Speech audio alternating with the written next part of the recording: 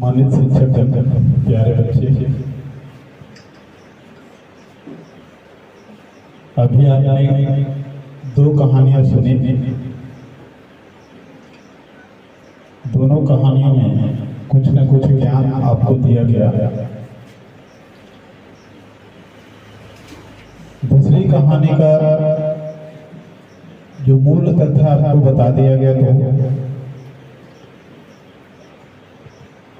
लेकिन कहानियां और वास्तविक जीवन दोनों में काफी अंतर है। दूसरे का दुख देख करके लोगों का प्रसन्न होना या खुशी महसूस करना वर्तमान हालात की नियति है। लोग खुश होते हैं जब दूसरे दर्द में होते हैं। कहानियां यूं ही नहीं सुनाई जाती। कहानियों के लिए बहुत मेहनत की जाती है लिखने में। उसके रचनाकार काफी चिंतन के बाद उस कहानी को लिखते हैं। चिंतन स्वाभाविक है।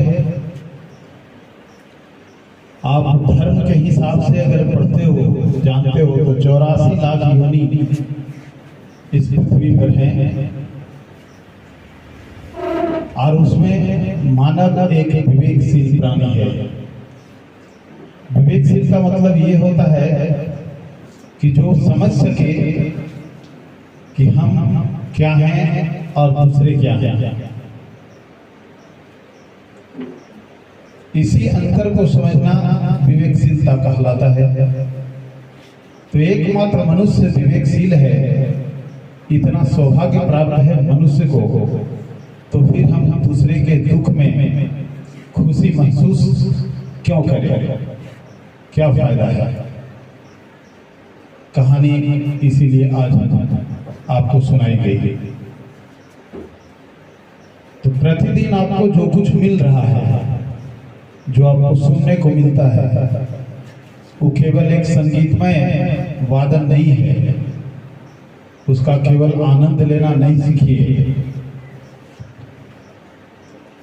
गुणों को आपके सामने इसलिए रखा जाता है ताकि उस गुणों को आप अपनाएं और आप में जो मनुष्य की विवेकशीलता है उसका सही मायने झलके।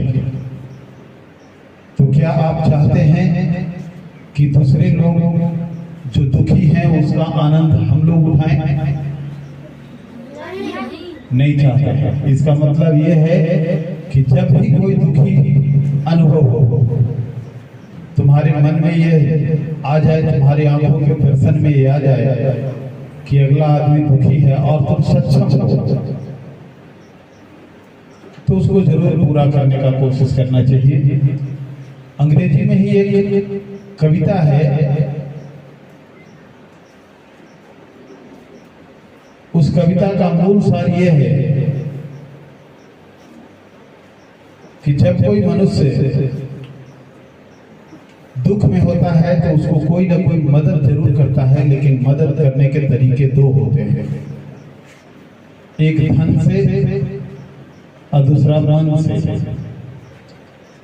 कवि उस कविता में बताता है कि जिसने हमें धन से मदद किया, हमने स्वस्थ होने पर उसके धन को वापस कर दिया।